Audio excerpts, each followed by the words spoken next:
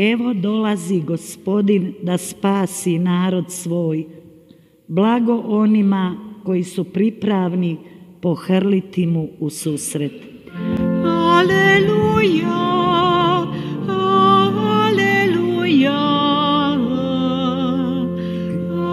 aleluja.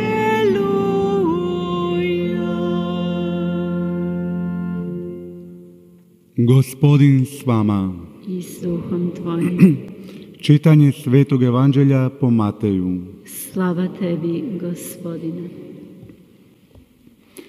U ono vrijeme reče Isus mnoštvu: komu da prispodobim ovaj naraštaj? Nalik je djeci što sjede na trgovima, pa jedni drugima dovikuju: zasvirasmo vam i ne zaigraste, zakukasmo i ne zaplakaste. Doista dođe Ivan, nije jeo ni pio, a govori se đavla ima. Dođe Sin čovječi koji jede i pije, a govori se: gle, izjelice i vinopije, prijatelja carinika i grešnika. Ali opravda se mudrost djelima svojim. Riječ Gospodnja. Slava tebi, Kriste.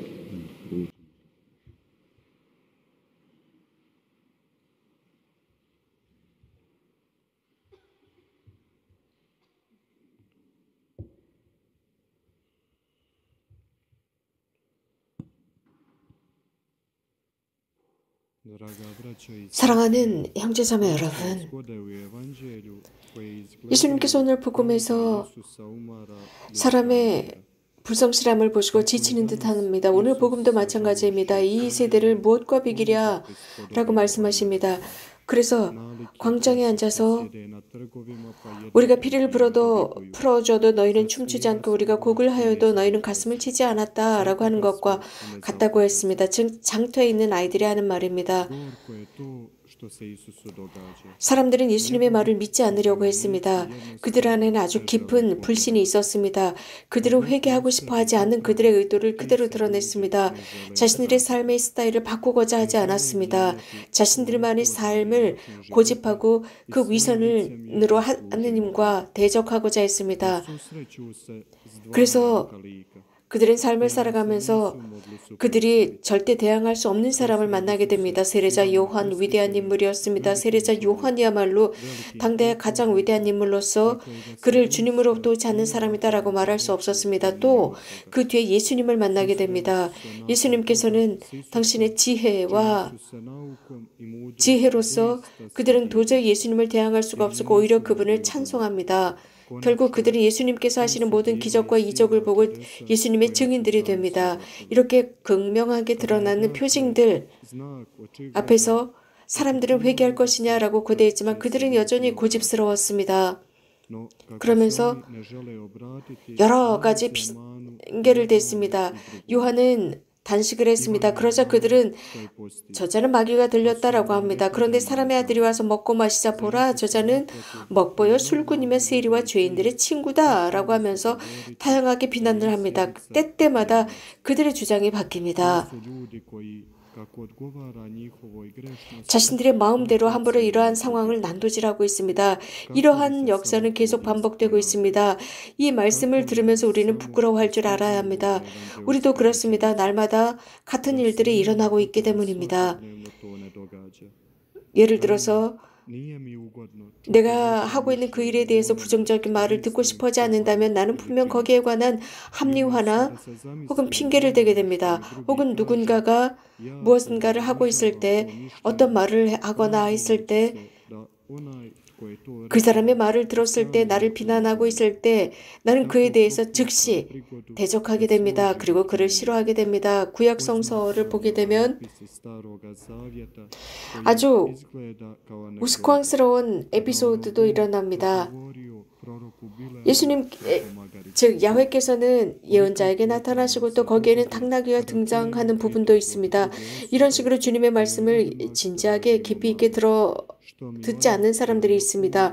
이게 무슨 뜻일까요? 우리들의 마음은 때때로 예수님의 동시대인들과 같다는 것입니다. 우리들의 마음에 예수님을 향한 깊은 신뢰나 혹은 우리들이 굳건하게 선택을 하고 하느님을 선택하는 굳건한 결심이 부족합니다. 혹은 우리들의 진지한 기도와 또 우리들의 모든 여러 가지 상황을 통해서 하느님께 나가고자 하는 의지가 부족합니다. 그래서 우리는 규칙적으로 과연 누가 무엇을 어떤 말을 하느냐가 중요한 것이 아니라 그 내용이 무엇이냐가 중요합니다. 그러면서 어떤 사람이 어떤 주장을 하고 잘못된 주장을 했을 때 이것은 기회가 됩니다. 그래서 그를 위해서 겸손하게 기도하고 또 그의 영혼을 비춰주십사 기도하는 것입니다. 잘못된 길을 가고 있을 때 더욱 이런 사람을 위해서 기도하는 것입니다. 예수님의 동시대인들과 세례자 성요한의 동시대인들은 세례자 성요한을 반대했고 그 사랑도 반대했고 또 예수님을 반대하고 있습니다. 그러면서 세례자 요한이 필요 없다고 생각합니다. 자신들의 생각이 절대적으로 옳다고 생각합니다.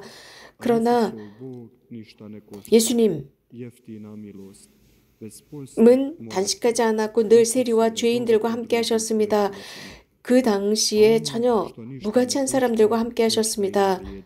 예수님께서는 그렇기 때문에 진지한 사람이 아니다라고 그들은 판단하면서 예수님을 비판합니다. 모욕합니다.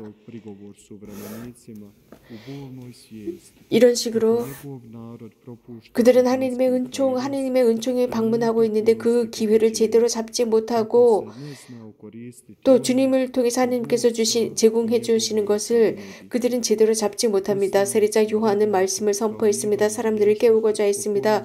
그리스도께로 인도하고자 했습니다. 다른 사람들을 위한 큰 충고는 우리들의 삶을 통해서입니다. 말을 통한 경고가 아닙니다. 그리스도인들이 말로만 하는 것이 아니라 그리스도를 활동으로 드러내는 것입니다. 우리들의 삶은 하느님과의 관계를 드러냅니다.